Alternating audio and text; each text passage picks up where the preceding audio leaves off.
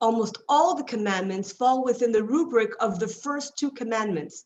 The first two commandments being, Anochi Hashem Alekecha, Asher hotzesicha me'eretz Mitzrayim mibeis avadim. I am God, your God, that took you out of Egypt from the house of slavery.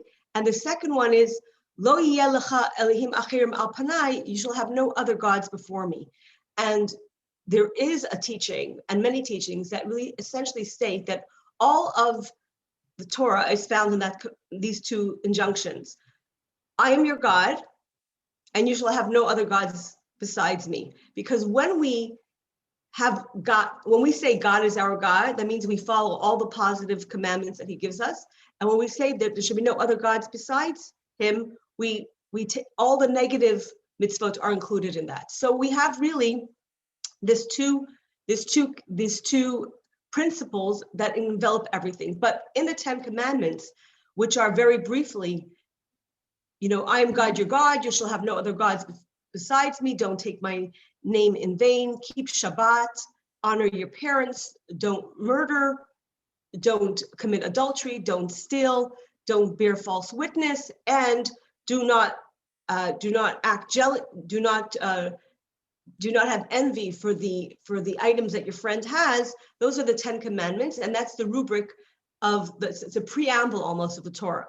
In fact, there are some communities that when the 10 commandments are read, everyone stands up in the synagogue to read it. And in some communities, they do not stand up for the reading of the 10 commandments, so that people should understand that the Torah does not begin and end with the 10 commandments. So rather, we have many, many commandments, which are essentially, you could say they're offshoots of the 10 principles that are offered in the 10 commandments. So in the last week's Torah portion, we have all the fanfare and the grandeur of the receiving of the 10 commandments. And then right after that, we begin for the very first time, the instruction of many commandments. So really, this is the first time that we're going to be introduced to a whole set of commandments in the Torah portion. And this week, in the Torah portion of Shoftim, we are indeed being introduced to many, many commandments. In fact, 53 commandments are found in this week's Torah portion. So we go from almost 0, we have 1, and then we have 10, and then suddenly we have 53. Now think about it. There are 613 commandments that are found in the Torah. If we're talking about 53, we're talking about a sizable chunk that is introduced into this week's Torah portion. And the Torah portion begins with the words Ela Mishpatim. We're going to get into it shortly. It begins with the words Ela Mishpatim. These are the ordinances. And it goes into a whole series of mostly civil law, tort, damages, criminal laws regarding theft, and so on and so forth. That is really the crux of this week's Torah portion. And the question invariably is asked. We're talking about Revelation, we're talking about Mount Sinai, we're talking about all the lightning and the thunder and the pomp and the circumstance, and then we finish and Moshe starts teaching the Jewish people, and what is he teaching them? He's teaching them basic civil law. Now, this week's Torah portion, there are so many sections of civil law that are addressed that large sections of the Talmud deal only with understanding and extrapolating and ruling, so to speak, on the laws that are presented in this week's Torah portion. I'm going to give you just one example of that. So for example, the Torah tells us that if somebody asks his friend to watch his item and the item gets damaged, is the friend responsible for the loss of the item or not?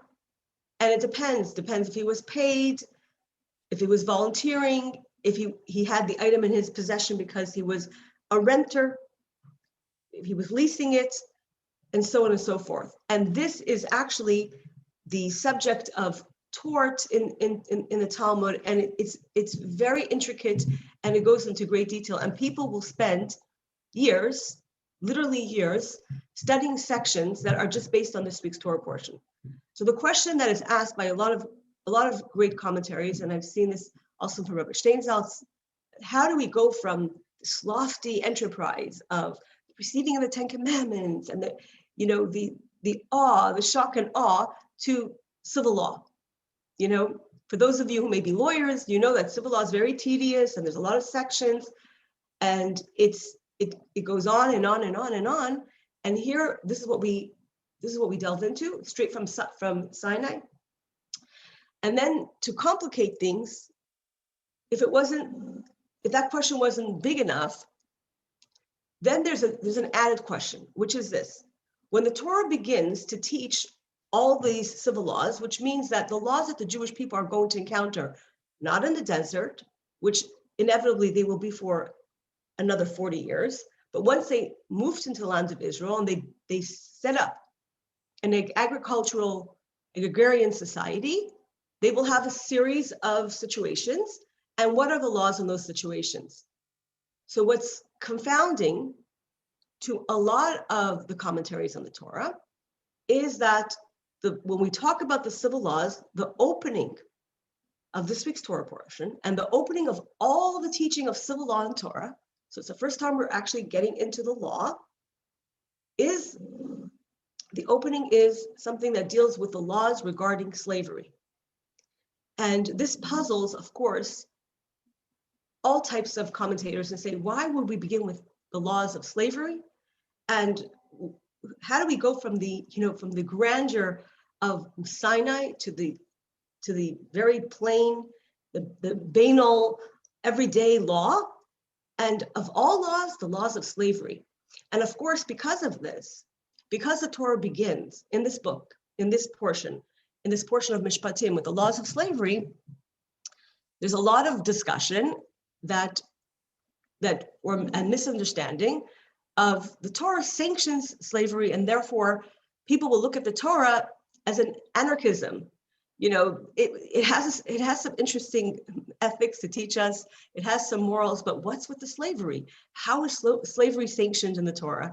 And to begin the entire study of Torah with the concept of the laws of slavery is something that needs to be unwrapped. And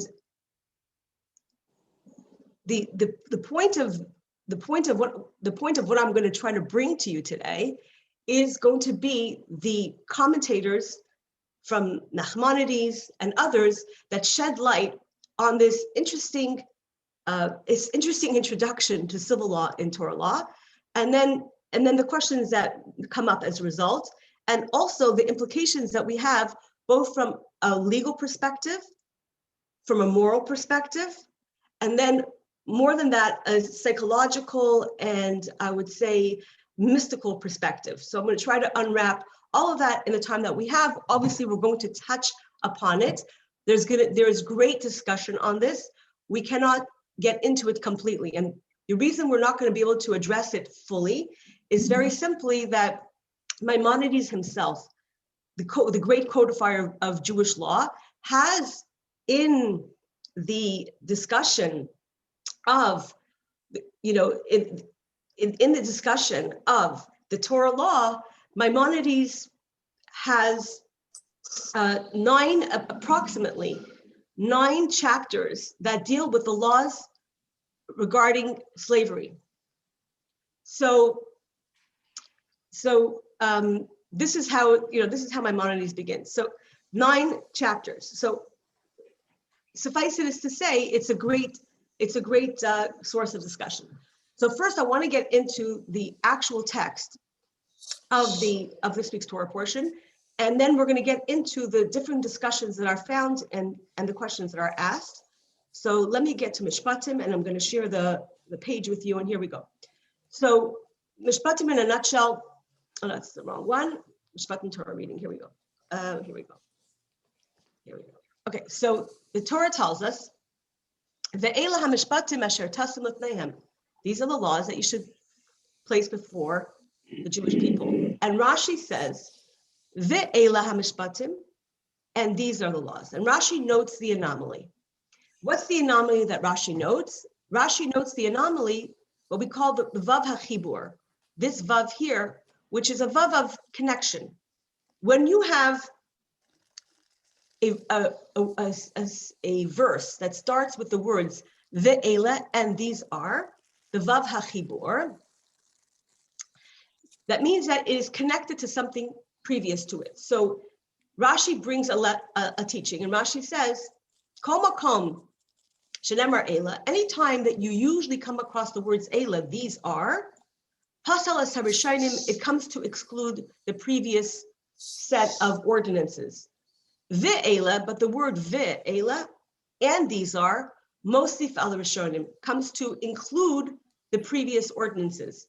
And here comes the teaching from Rashi, ma harishonim misinai, as the previous teachings that we learned last week, the 10 Commandments, are from Sinai, af elu misinai, so too, these laws that we're going to learn in this week's Torah portion are from Sinai. So this is the opening of the verse, and then the first law comes up.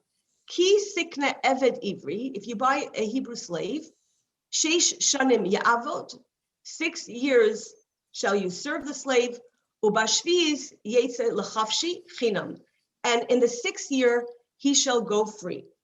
So I want to just unwrap that for a second, and let's discuss the fact that, as I mentioned, when we're talking about all these civil laws, which are very beautiful civil laws. For example, one of the laws in this week's Torah portion is how we have to be twice.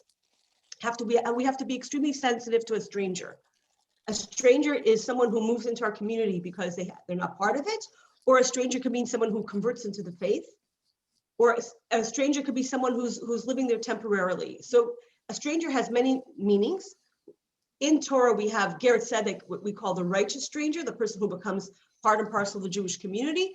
But here we have the injunction of the slave. So there's a very, very interesting teaching. These are the Torah tells us these are the laws regarding the slaves. The question comes up, so what's going on here? So there's a beautiful teaching from Nachmanides, and Nachmanides says, we know clearly that the Torah portion of the slavery is connected to the previous Torah portion, right? And what's the previous Torah portion? The previous Torah portion is the Torah portion of the 10 Commandments. And Nachmanides says that the Torah portion of Mishpatim is really an elaboration of the 10 Commandments. And he says, so therefore, the first mitzvah that we are going to touch upon, which is the mitzvah regarding a slave, is intrinsically connected to the first commandment. Now let's go back to the first commandment. What's the first commandment in the Torah? The first commandment in the Torah is that I am God, your God. You shall have no other gods besides me. So let's get into.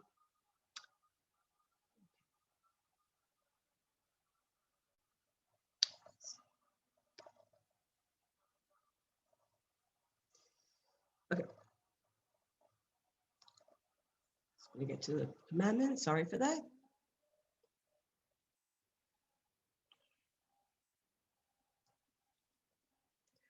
Sorry, just give me a minute. Okay. So if you look at,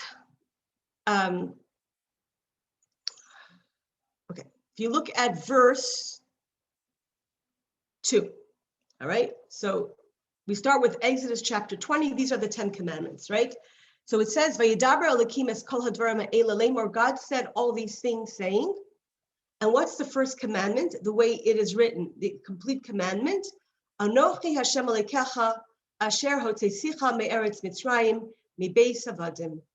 I am the Lord your God who took you out of the land of Egypt, out of the house of bondage. So this is how God introduces himself to us.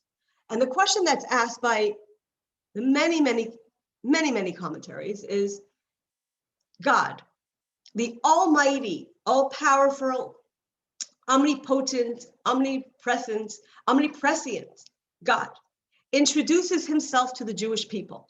And how does he introduce himself to the Jewish people? He says, I am God, your God, who took you out of Egypt from the house of bondage, from the house of slavery.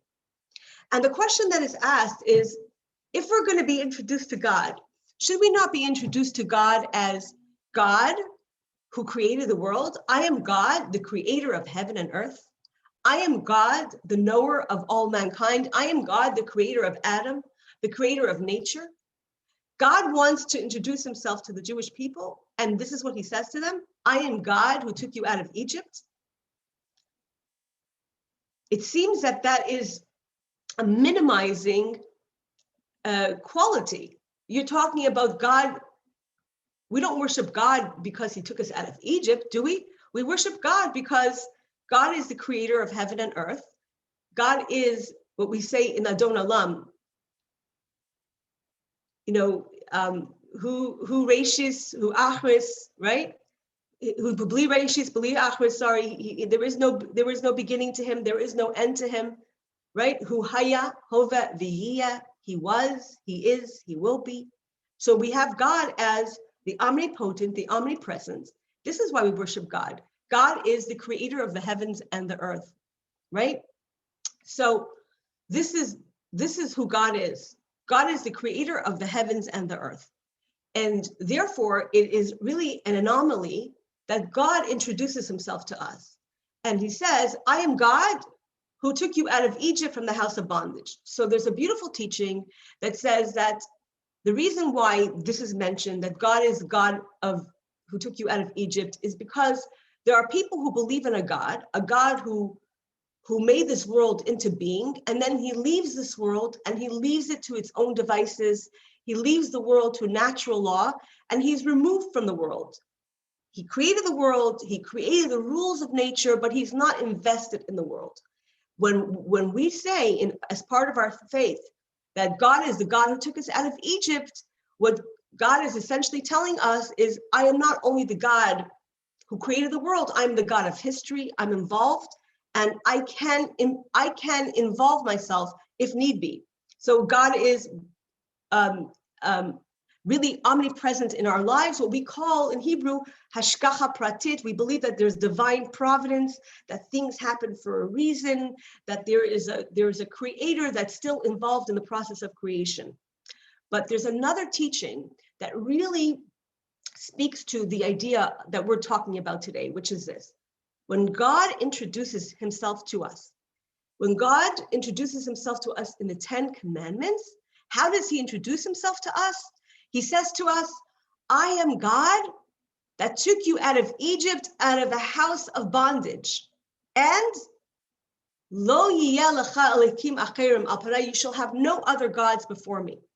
I am your God. I took you out of bondage. You should never have another God before you. And then what happens here?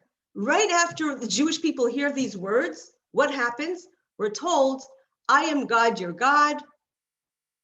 I took you out of Egypt from the house of bondage. And the first law that we have is a law that says that if you have a Hebrew servant, this is what you do. Isn't God against bondage? That's why he took us out of it. So how is bondage allowed? And there we have to go back to the verse, which I'm going to do with you very shortly. We have to go back to the verse and look at the Torah reading of Mishpatim, which I'm going to share with you right now. We're going to go back to the Torah reading of Mishpatim. And let's look at the verse itself. It says as follows: Ki sikne eved ivri. Ki sikne eved ivri. Should you buy a Hebrew slave? Should you buy? Now, that's how it's translated here on Chabad.org. You could say ki is if you should, or if you do buy a Hebrew slave, sheishes yamim yavod ubashvi yotze lechav shechinam. 6 years he shall work for you, and the 7th year he must go free. So the question then is, let me just get back to the pasuk. Inherent in here is a very clear teaching. The injunction about buying a slave, it's very clear here, is not a commandment to buy a slave, but it is stating a fact. If you shall buy a slave, for 6 years he shall work for you, and the 7th year he shall go free. In other words, there is no law that says that you should have a slave. Rather, it's if you have a slave, what's the first thing that we're told? We're told that a slave has to go free after 6 years, and in other words, on the 7th year, just like we work for 6 years for our livelihood, on a Shabbat we rest. A slave can work for 6 years, but on the 7th year he must go free. So what I found very interesting is the commentators say, essentially, what are they saying? They're saying this, that the first law that we get introduced to is the law that tells us that we have to free the slave. In other words, yes. Sorry, Deborah, can I ask a question? Yes, Shouldn't Deborah. it say you should not have a slave? Yes. Okay, that's a very good question. Excellent question, Vera. So the question is why do we say why does the Torah even allow slavery? Okay. All right. So I'm gonna address that in 1 minute. You could just hold that for a second, and because it's really the crux of the question. And then I just want to get into the verse. So the Torah says, Ki sikne, if you buy a slave, the first thing you have to do is you have to set him free after 6 years. Now, what I think where the misnomer is that the way the Torah, the word for Torah, Eved, is translated as a slave.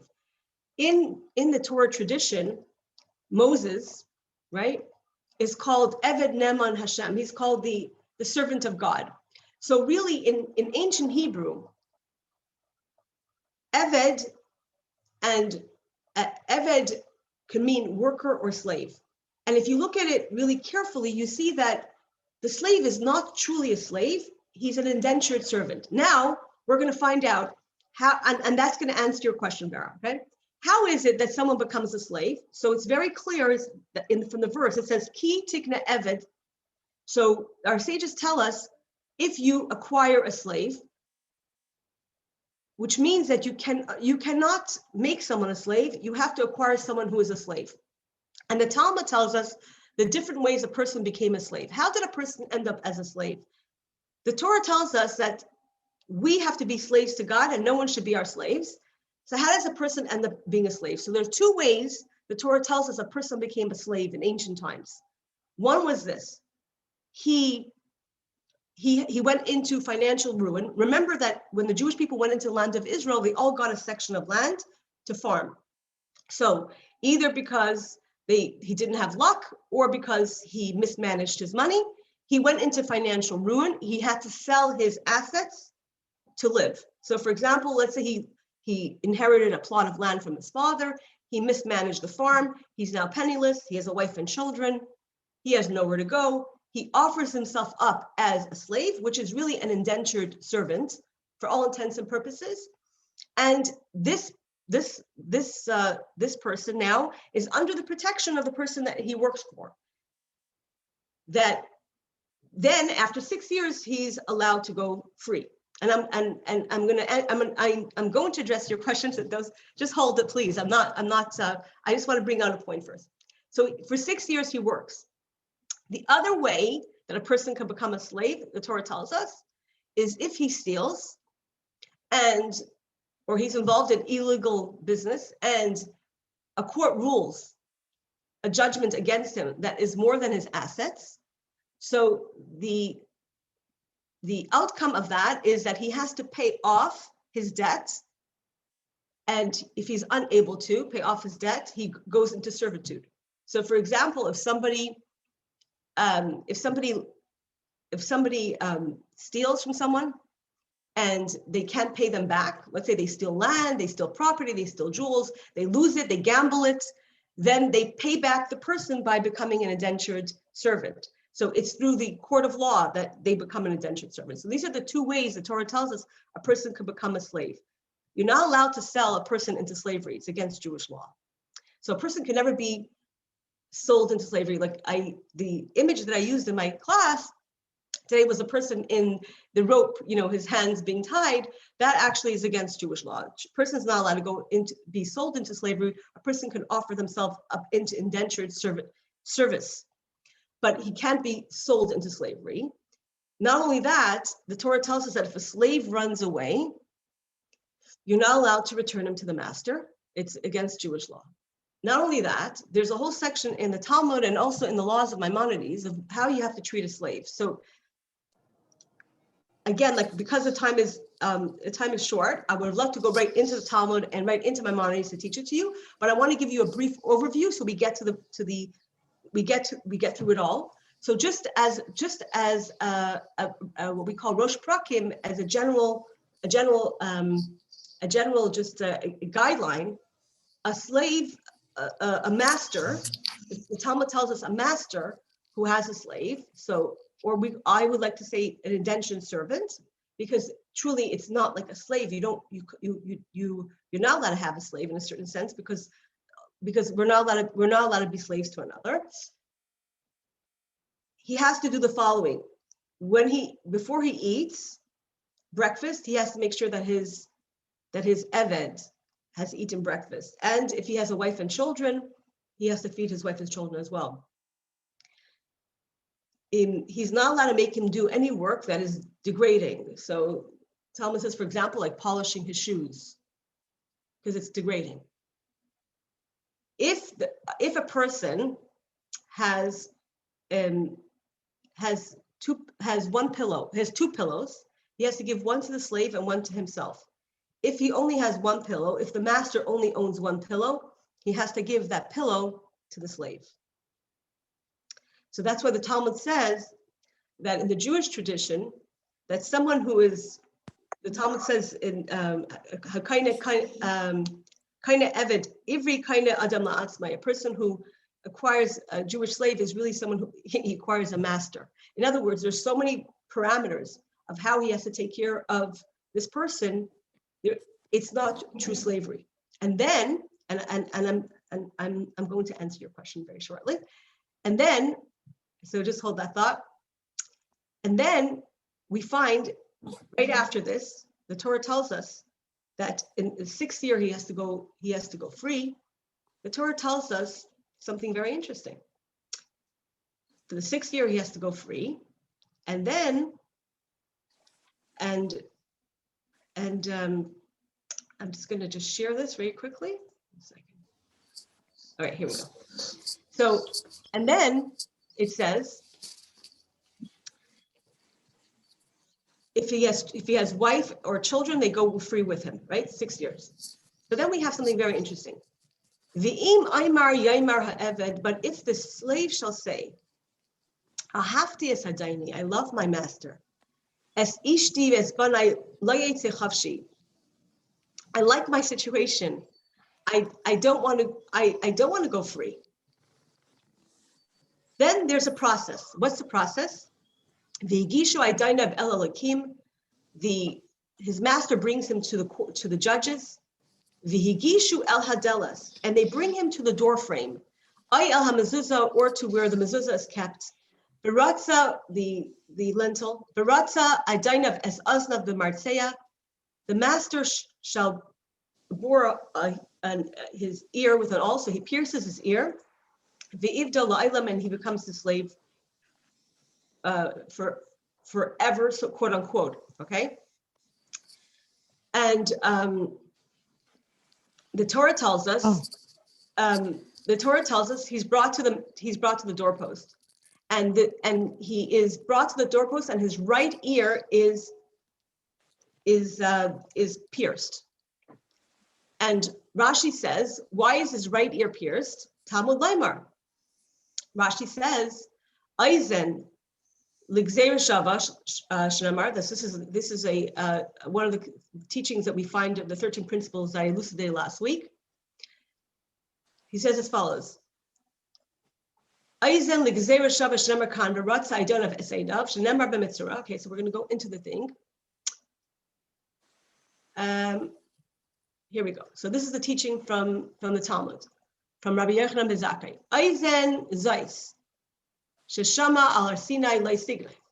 This ear, the ear of the slave, that heard on Mount Sinai, you shall not steal.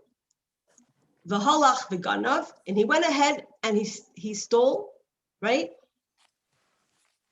Tirtze, v'i meicher atzmai, and if he sold himself, we say, Aizen Sheshama al Har Sinai, ki li b'nei Yisrael avavadim. The Jewish people are my slaves. V'halach v'kana aden la'atzmai, but instead he acquired another master for himself. Tirtze, so you bore a hole. And so Rabbi Shimon Hayadairish, and Rabbi Shimon teaches his teaching. He says, why is this person brought to the doorpost? Why is this person brought to the doorpost to have this ceremony done? The reason for this is because the Jewish people, when they were saved from Egypt, the doorpost becomes a symbol of how God saved them from Egypt, where God passed over the doors, right? I'm just going to go straight here to the English. It says, like, why were the doorposts singled out from all the fixtures in the house? The Holy One, blessed be he, said, the door and the doorposts were witnesses in Egypt when I passed over the lintel and the two doorposts. And I said, for the children of Israel are slaves to me, they are my slaves, but they are not slaves to slaves. And this went on and acquired for himself a master, let his ear be bored. And then Rashi explains here, Va'avdila olam, what does olam mean? What does it mean that he becomes a slave permanently? Ad hayovel, until the Jubilee year. And Rashi explains why it is to the Jubilee year. Now, what is the point of this? What is the point of this this Rashi? The point of this Rashi is to teach us as follows, that if a person wants to stay with his master, there's a ceremony, and the ceremony has to remind him about the fact that you were once slaves in Egypt, okay? So the question then becomes, why would someone who is a slave want to continue on, right? So this speaks that this slavery that this person went through was not a slavery in the way we imagine slavery, where someone is taken by force, sold into slavery. Rather, it's a sort of indentured servitude, and the person has financial security. They have an economic framework that they work within, and they have financial security from now till forever, and they're very comfortable with that situation. Nevertheless, says the Rambam, Nachmanides, the first mitzvah of the Torah is, I am God, your God, who took you out of Egypt, the house of bondage, which means to say that the first rule that a person has to know is that God is your master and you shall have no other masters before you. And yet this person went and became a slave. And also we know that in the 10 Commandments, the third commandment on the left side, lo signov, you shall not steal. So the way the Talmud and Rashi and all the commentators understand that to include not only to steal money from others, but also to steal people. You're not allowed to kidnap people against their will, and you're certainly not allowed to subject people to slavery through capture. So it's very clear that when we look at the framework of this slavery, we see that the word slave is used in a way that our common conception of what is a slave is different than the slave that the Torah talks about. The slave that the Torah talks about is someone who gives himself up to someone and in exchange for financial security, and loses the right to his, so to speak, assets, his destiny. We could say that anytime someone has can subjugate us for financial security, that person is our slave. So in a certain fashion, it can even be argued that anyone who works for a big corporation where there's a big fat cat on the top and the people on the bottom are doing the quote unquote dirty work, they are essentially indentured servants. They're doing the hard work, and the person who is on top is the slave master, so to speak, the manager of the estate, and so on and so forth. So slavery takes on different forms. I'm talking about from a financial perspective. So the reason why I did not answer your question right away, Vera, which is it's an important question, and it's part of the crux of this talk, is because simply put, when we talk about slavery that the Torah is talking about here, it's not the slavery that we imagine. In fact, the Torah tells us in regard to the slavery, in addition to what I mentioned, and of course, this is something that can be really taught and expounded upon in great detail, right? So there's in this week's Torah portion itself, the Torah tells us that if there's a young woman that her parents give up because they can't take care of her, she has to be let go as soon as she hits puberty, and so on and so forth.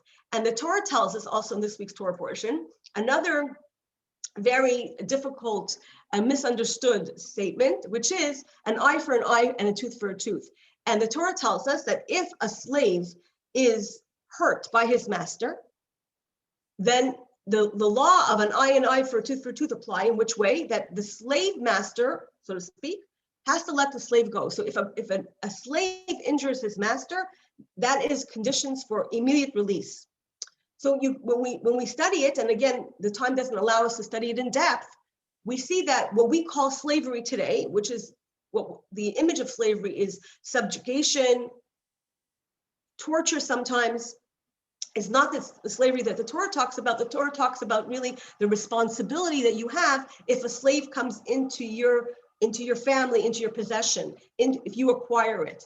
And there is a concept that the slave that you acquire is a responsibility. In other words, that you have should you acquire a slave. And as I mentioned before, the language that the Torah uses, that you acquire someone who's already a servant, you do not make a servant out of someone. So when we talk about slavery, we're not talking about the same idea. In fact, the Torah tells us in this week's Torah portion that there's a law called onat varim. You're not allowed to subjugate a slave, and one of the ways you're not allowed to subjugate a slave is that you're not allowed to make them feel bad through speech. That means you're not allowed to denigrate them, you're not allowed to yell at them, you're not allowed to criticize them in a way that makes them get hurt. So you can't just yell at them, you're not allowed to tell them off, you're not allowed to criticize them.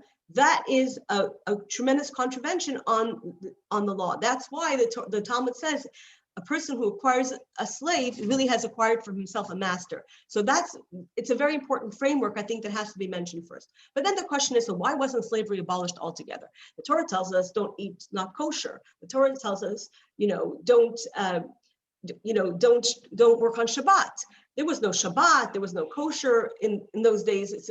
These are new structures, they're new parameters. Why not have the law against slavery? So this is something that Maimonides deals with in his book, in his sefer called Moreh Nevuchim, in his book called The Guide to the Perplexed. And Maimonides posits there the following, that when you have a system that is a universal economic system,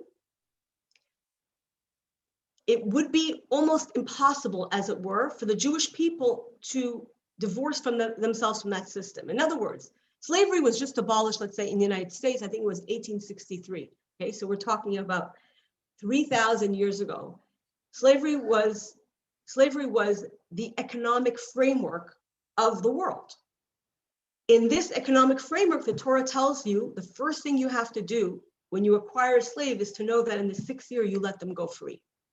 This is an anomaly. In fact, there's a great sage in the Talmud that the Talmud records he was accused of freeing his slaves and just willy-nilly let them go. And the Romans at that time were in control of the land of Israel, and they were putting to death any master who let his slave go free. So you see that even the idea of being kind to a slave was in contravention of social norms. It was considered to be very, very different.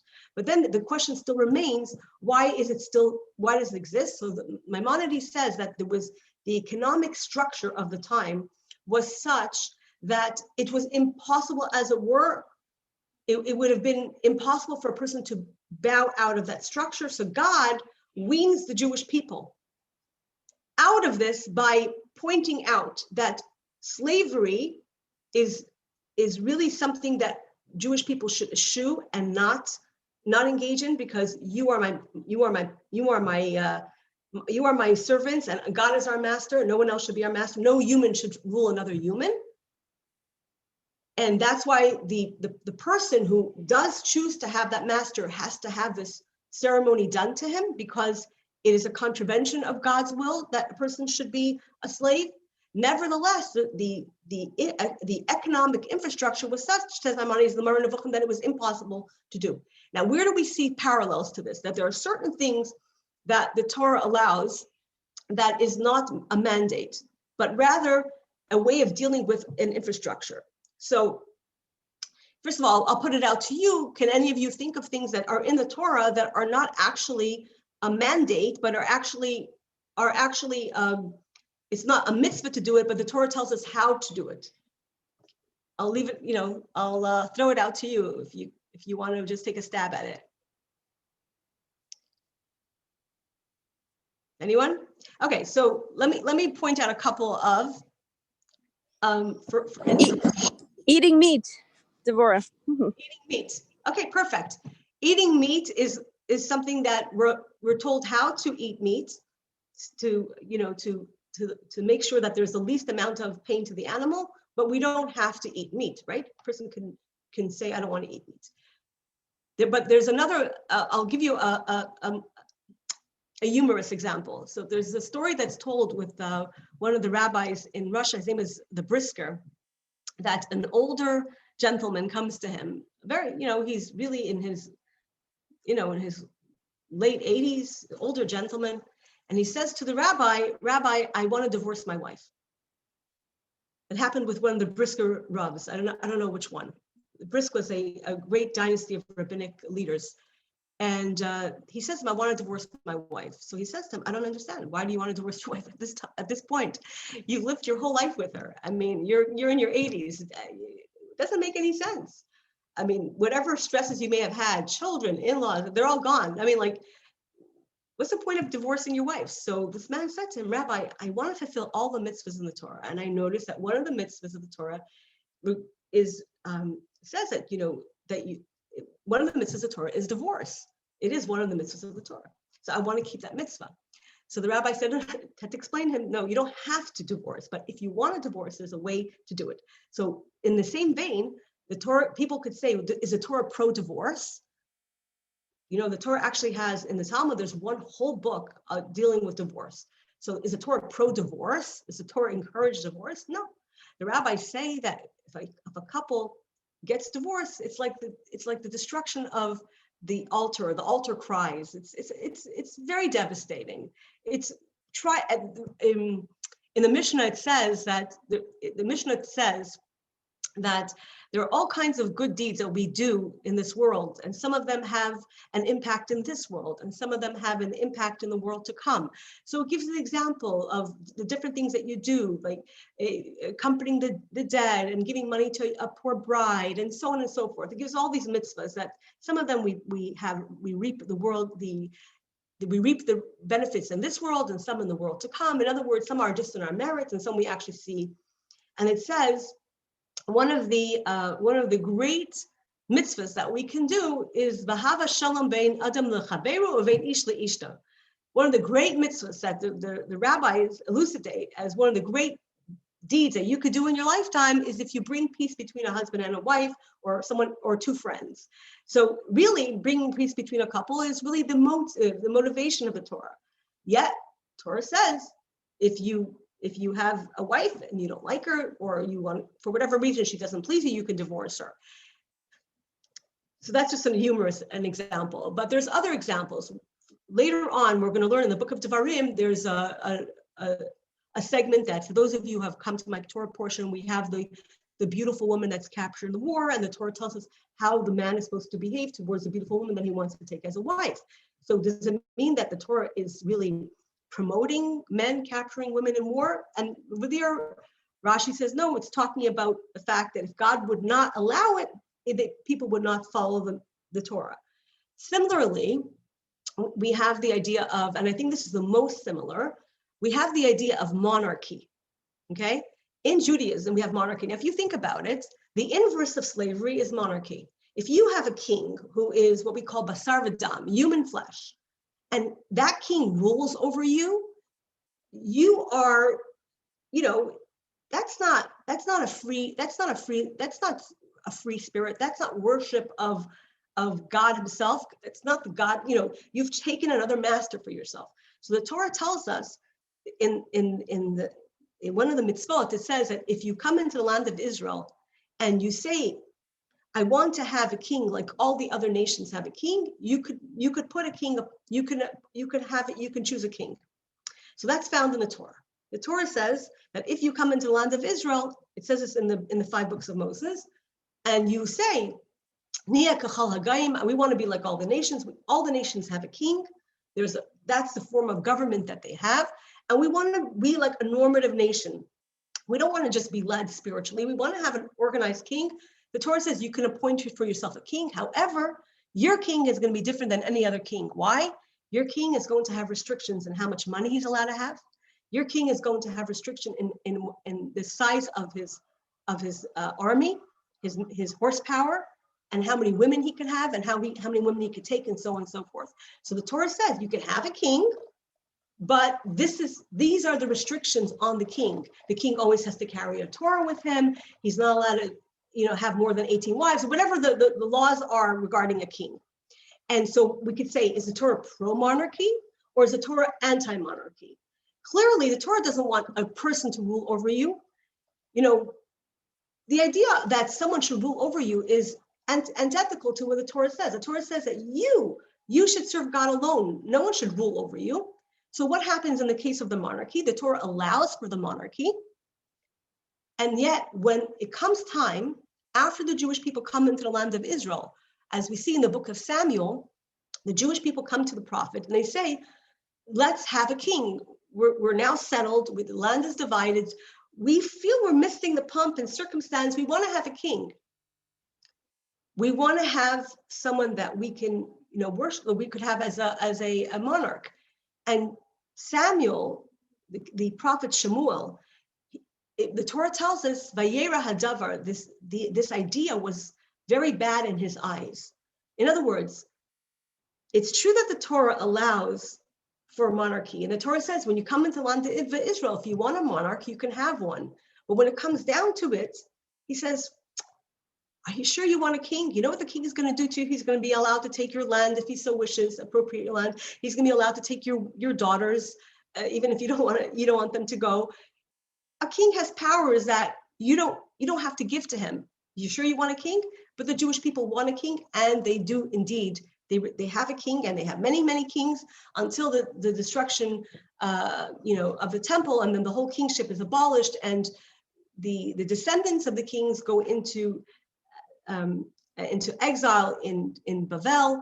But the idea of monarchy, the idea that someone can rule over you, is really the inverse of slavery. So again, here we see that the Torah allows for it, but doesn't necessarily condone it. In other words, it's not the ideal, but if you're living in a society where that is the zeitgeist and that is the economic infrastructure, then we will give you an infrastructure on how to do this in a way that is most humane, most compassionate, most kind, and so on and so forth, that even it comes to a point that the Jewish slave has it so good in his master's house that he does not want to leave, and he decides that he wants to be there not for 6 years, but he wants to be there for as long as his master would have him. And this is not considered to be something that is positive on the perspective of the slave, but rather it's part of the human condition. And it's interesting to note that inasmuch as God is supposed to be our God and we should have no other gods besides him, we do ultimately seek other gods. Like, look at society today. Celebrity, right? Celebrity. And today the celebrity has transferred from people who were like in sports or in film to people who are on social media. You have these influencers. So celebrity has moved even to a different realm. But the idea of celebrity is something that human beings are drawn to. Kings, power. So if we don't have a king, we'll make a king. And if we're not a slave, we become a slave. And that's part of the human condition. Now, it's true that the economic infrastructure today is different, though it could be argued that in some corporations and in certain, people who are coal miners or, people who work in the mines, I mean, that's a kind of indentured servitude. It's generational, intergenerational, they can't get out of it. So we still have infrastructures within our society where you have people who are domestic workers who work for just enough to get by. And the person who is employing them has an advantage. So really, we haven't really moved completely away from that idea. We're not all in the same basket, so to speak, and we still tend to do this. Big companies, big corporations, what do? They outsource to third world countries where they can pay people very, very small amounts to produce some things, because that way they don't have to pay people who live, let's say, in a country like Canada, where there's a minimum wage and there's labor laws and there's the infrastructure on how to work. So that tendency to either be a slave or seek a slave is really part and parcel of the human condition, and it's something that we move away from in ideals. But what the Torah does for the first time in the history, is the Torah says a Jewish slave is going to look differently than any other slave. You have to give him your pillow. You have to feed him first. You're not allowed to yell at him. He's not allowed to shine your shoes. So right away, the Torah is taking that negative framework and saying, okay, this is the infrastructure as it is, but I'm weaning you away from it. This is what Maimonides says is why the Torah permits slavery, which is that was the infrastructure. Nevertheless, the Torah is giving us a framework to move away from it to a more, and how do we move away from it? Through engaging in all this actions of, I give him my pillow, I feed him first, I don't yell at him or her, and so on and so forth. And of course, if a person is injured, in this week's Torah portion, it talks about injuries. If a person is injured, the punishment or the award for someone who is injured is no different than someone is a slave, a master, a king, a member of royalty, a regular person, a common person. The Torah introduces really for the first time the idea that all people have the same rights. So that in the sense that they have the same value. I wouldn't say the same rights, because the Torah doesn't really talk in terms of rights. It talks in terms of responsibilities. But let's say even the idea of an eye for an eye, which the Torah never translates as a physical eye for an eye, but rather the value of an eye for an eye. The Torah says basically the value of your eye as a king is no different than the eye of a person who is a slave and the person who is just a teacher or the person who's just a commoner. Everyone has universal value. So when you explore it more deeply, and I wish I would have time to get into it deeper and deeper, but that is really the crux of it, is that there's a framework for guiding us to be better than, and you look at the infrastructure that the Torah places on how to treat a slave, and you see that there's so many restrictions that you actually wonder if you should have one at all. And the truth of the matter is that a person should never want to be a slave. But I just want to conclude in a more practical sense for ourselves today, besides the fact that if someone is a domestic worker, that we should apply all these things that the Torah says, that make sure that they eat before you eat, or that if they need something, that you make sure that they have it before you have it. This is something that is universal to Judaism, this idea of compassion for someone who is in a different economic strata than us, and maybe works for us to our advantage, that there's something that we have to bring to that, which is the lessons that we learn in this week's Torah portion, is that a slave is, by virtue, either by condition, by immigration, or whatever it is, someone who is in a lower economic strata, to know to their fault or not to that we have to have a humane and a compassionate way of dealing with them. So that's one lesson I think that we can take for all of us who may interact with people who are on the lower economic strata, who we need to do certain works. And then the other thing is this, and this I want to conclude with, and then I'll take your questions afterwards. I'll take your questions later. That sometimes when we talk about slavery, we think of, that physical slave, the image that I used in my flyer. But often that slave is not bound up physically, but bound up emotionally. And I just want to leave you a kind of a parting thought, that the Torah tells us, I am God who took you out of Egypt. You shall have no other gods besides me. I took you from the house of slavery. You shouldn't be a slave. But how many times are we invariably a slave to things that we have our gods, our masters? What are the masters that we have? So sometimes the masters that we have are things that are out of our control, right? So if we work for a company and we have deadlines, it could be the situation that we find ourselves in. But sometimes there are masters that we create. So for example, I'm going to give you one example because I think this pertains a lot to women, that we allow our emotions, we allow our feelings to be dictated by others. In other words, if someone upsets us or does us wrong, and we become reactive to that, then we're a slave to what they did. So when we talk about slavery, we're not just talking about physical slavery. Slavery comes in many forms. Slavery is, of course, physical slavery, which is the most obvious. And just as we are morally reprehensible by physical slavery, we should pay attention to the other types of slavery that there exist. There could be a moral slavery. There could be an emotional slavery. They could be an addictive slavery. There are many, many types of slaveries, and some of those slaveries are the slaveries that we put ourselves into. And to that, the Torah says, don't. And if we have people in our lives that we know that have those qualities, that they sell themselves into the servitude of whatever circumstances they have, we also have to help them and have compassion for them and help them get out of it. So obviously, this is just a small taste of the idea of slavery. There's a lot more that can be said, and of course, a lot more to be studied. As I mentioned, Maimonides deals with many, many chapters on how a slave has to be treated. So does the Talmud.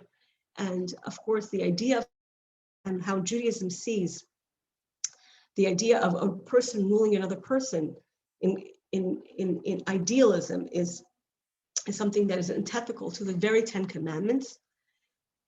But we may find ourselves either being the master when we think that we're not the master, or someone who may be, quote unquote, in a position to be our slaves.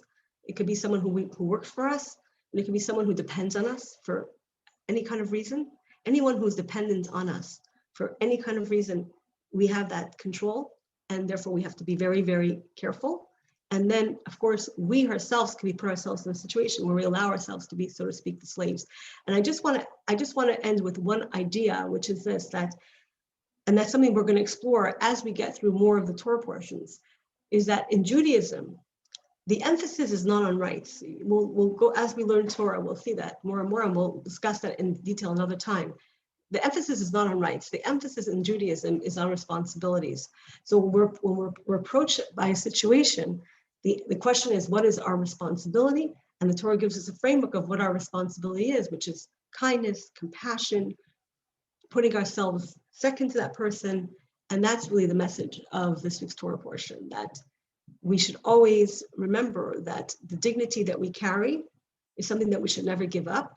And conversely, if we're ever in a situation that someone is dependent on us for that dignity, we should be very, very sensitive to it and rise to the occasion to really bring ourselves, our best selves to the situation, and not be in a position that we actually are hurting someone or causing pain to someone who is really in a situation under our, so to speak, control.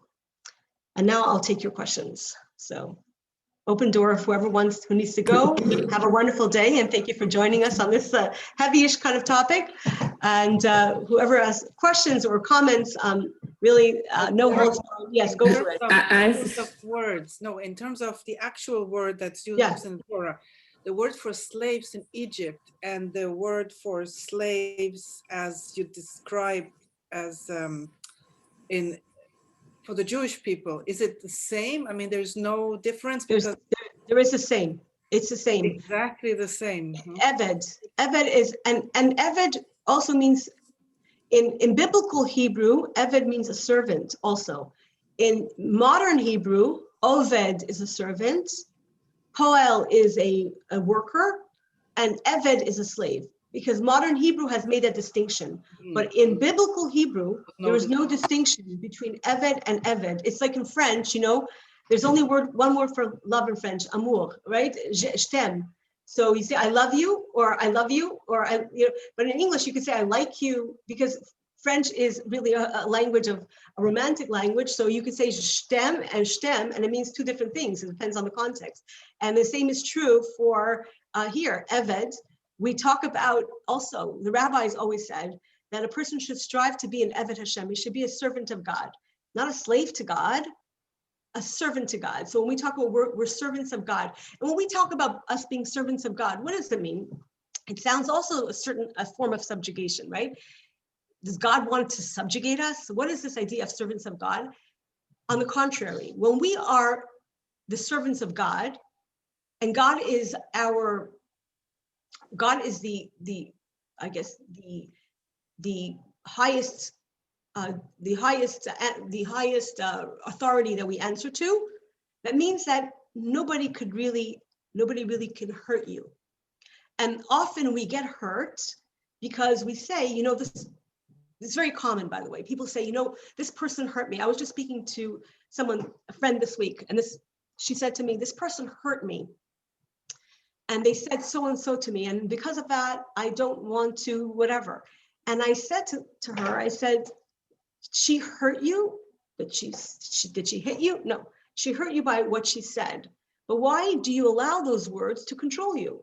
In other words, you're allowing that person to be your master. If you allow that person to have kind of authority in your mind, in your emotions, you've given up you're giving up your personhood, and you're not completely independent, because there's someone who has control over you. If a person can make you sad, are you an independent person? If a person can make you angry, are you an independent person? You're not, because ultimately that person is kind of a certain kind of master over you. And you say, no, it's me who's angry. I'm defending myself, but it's not true. As long as a person has a control over you, emotional control, you are a servant of that person on a certain level. True freedom is nobody can touch me, only God. So if someone insults me, it doesn't mean anything to me. They have no what we call in Hebrew shlila. They have no right over me. So my reaction is, okay, they have a problem. They have to work on they have to work on themselves. I remember when my children were young, I was trying to teach them this idea. And today, you know, bullying is a very big idea, that people feel very victimized by what other people do to them. I remember one time one of my children came home and they were complaining that a friend said such and such and such, and they were insulted. And I pointed out to them, there was in our neighborhood, there was like this, I don't know what, a person who was not well and schizophrenic. He kind of roamed the streets. Everyone kind of saw him. He lived nearby, and everyone kind of had compassion over him. And depending on his mood, right, he would, if you looked at him the wrong way, he may curse you out. Right? Other days he could smile at you. He wasn't well, right? So I told my kids, if, let's say this guy's name is Yankel, I would tell my kids, if Yankel would say to you, you know, you're stupid or you're ugly, would you get insulted? They go, no. Why? Because he's not well. I said, okay, so it's not what the person said. It's that you're not accepting it from the person who's saying it to you, but you're accepting it from a person who's saying this to you. So you've allowed this friend to dictate how you feel. You're your servant. So liberate yourself from that. You're not their servant. You are who you are. If they say something to you that kind of strikes a chord inside of you, someone calls me lazy and I'm like, you know, maybe I am a little lazy and I don't want to hear it from you, but it strikes a chord. So that's your work to do.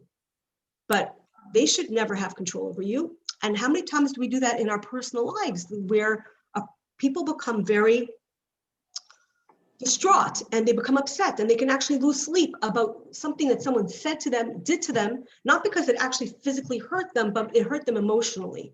So to the extent that we allow someone else to control what we think and what we say and how we feel, we're not completely independent. And that's also true. If like an influencer says that this is the way things have to be, and you decide, well, yeah, she said it or he said it, that's the way it has to be. Or if it's the style or any other, fashion is a form of masterhood.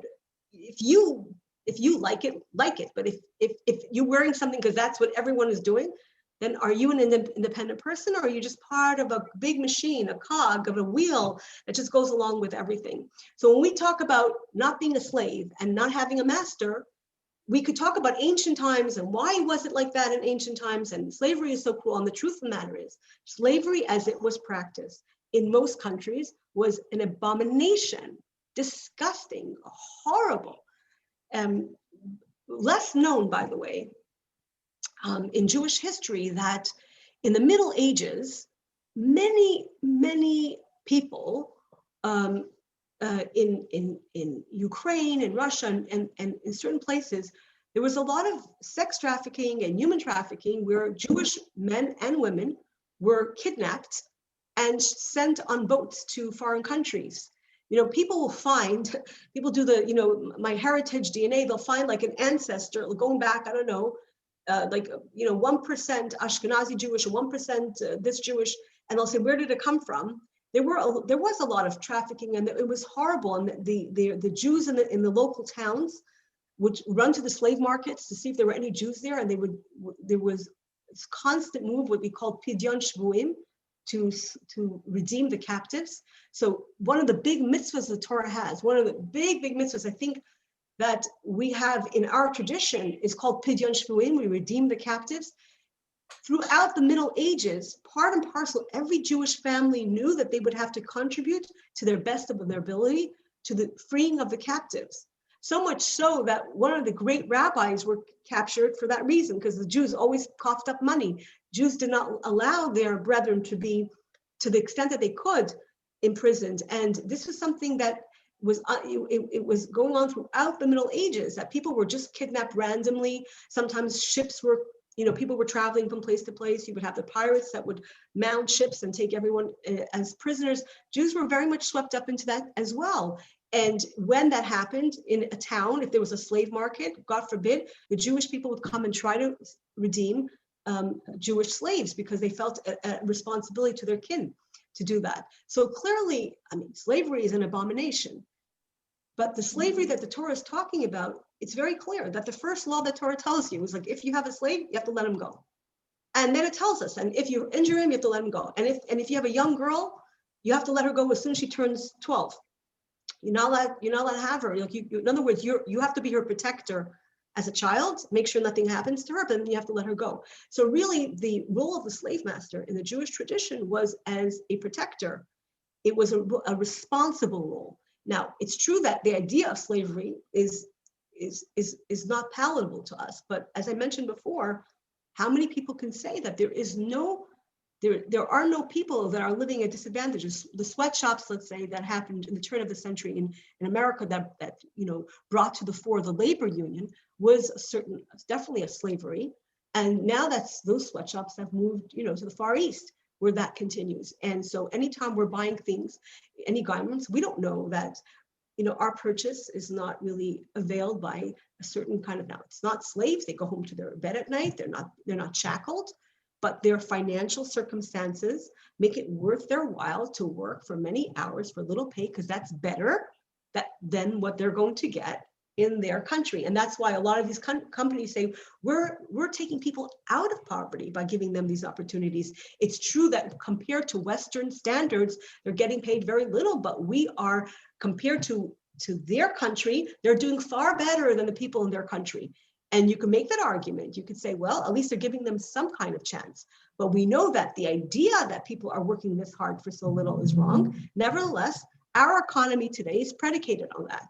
And the same is true, for example, stock markets. When you have, lately the stock market has been the news, where people make a fortune of money trading, and somewhere along the line, some person is working to keep to keep that going, and people are making profit by doing nothing, by sitting in a computer and trading, you could say that is also a form of masterhood that doesn't belong in our society. So really, if we really want to be intellectually honest, we have the lens of of a 21st century, a few hundred years after slavery, the way we understand it to be in the Western world is abolished. We still have many, many manifestations of inequality and many manifestations of pseudo-slavery that we are comfortable with. Why? Because that's the way business is run. The stock market is legit. Even importing or exporting, companies that export to the Far East is legit. Now, some people are very sensitive and they won't buy, and you find these very, very sensitive people who are careful about that, but will say that the majority of people, if someone moves their company out of Montreal to the Far East and they open up a factory in Thailand, are you going to say that they're slave masters? Just say no, they're that's where the opportunity is. No one really is calling them out for it. So I think that a lot of times when we have the lens of, wow, the Torah allowed for slavery, let's first define what is slavery.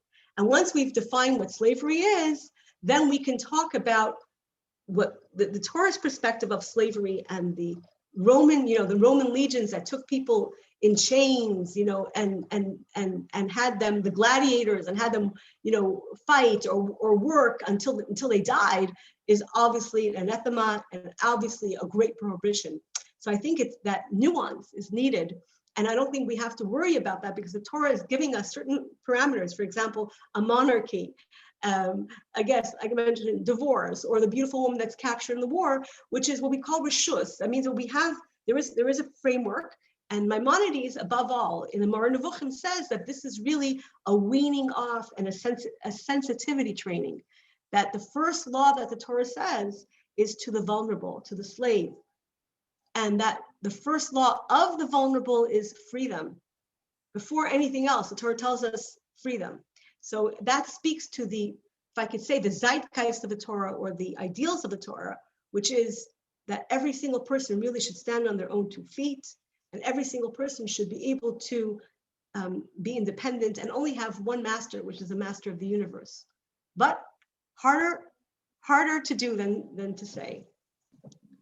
I have a question. First of all, like usual, it's so beautiful and very interesting what you shared with us today. But I have a question. So in this parashas, when they first Hashem discusses you should not have a slave and all the details you went into, right? But at this point, there were no Jews that had Jewish slaves, and he was speaking to the Jews, right? Right.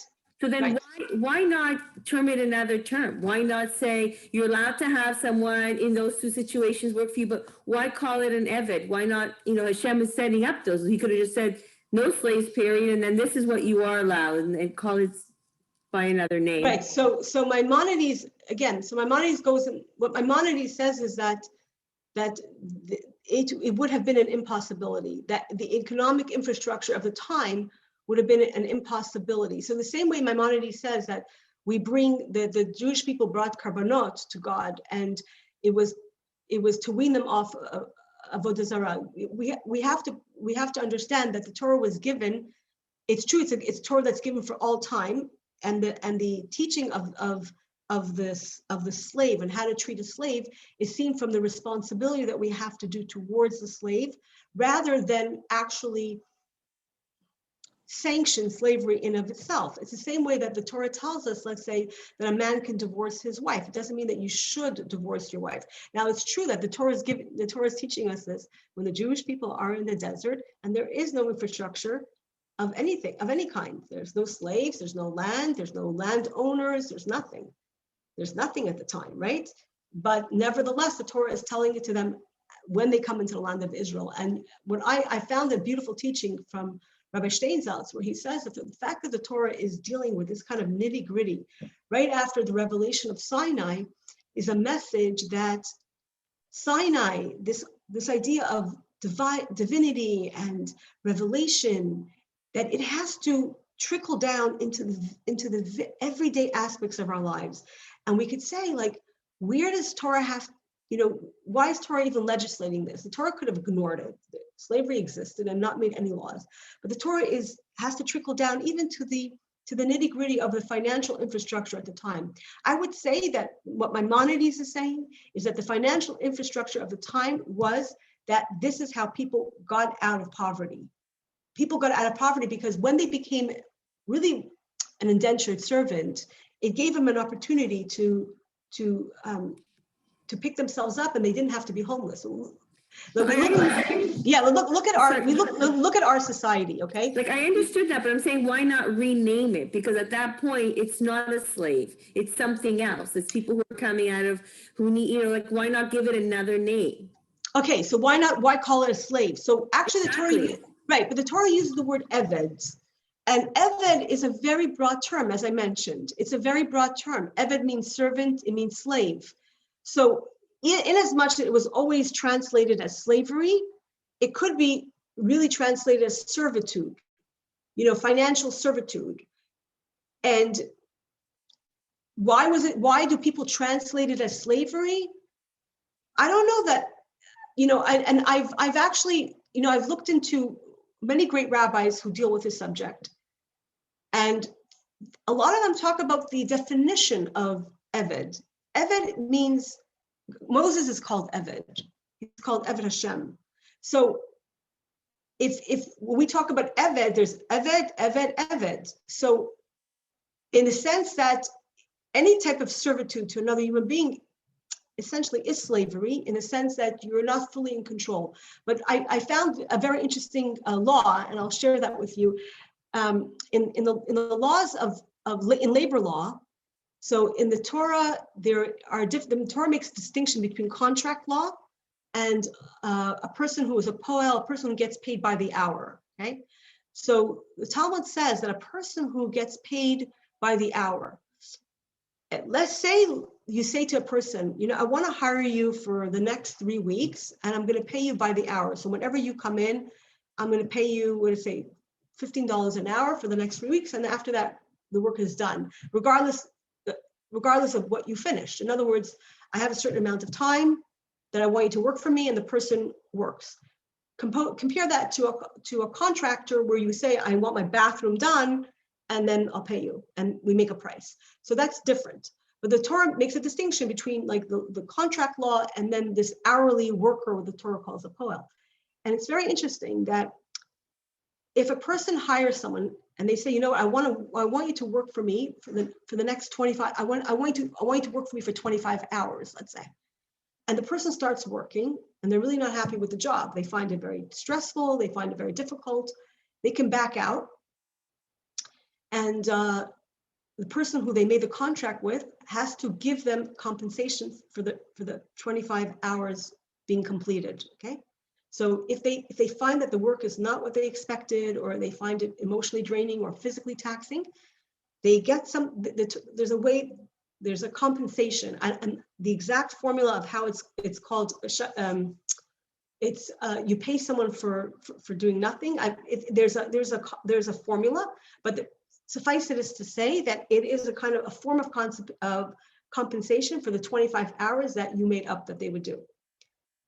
Conversely, a person hires someone and he pays him and he says, I want to hire you for 25 hours. And then he sees the guy is doing work and he maybe doesn't like him so much, or maybe he decided that it's too much of an expensive project.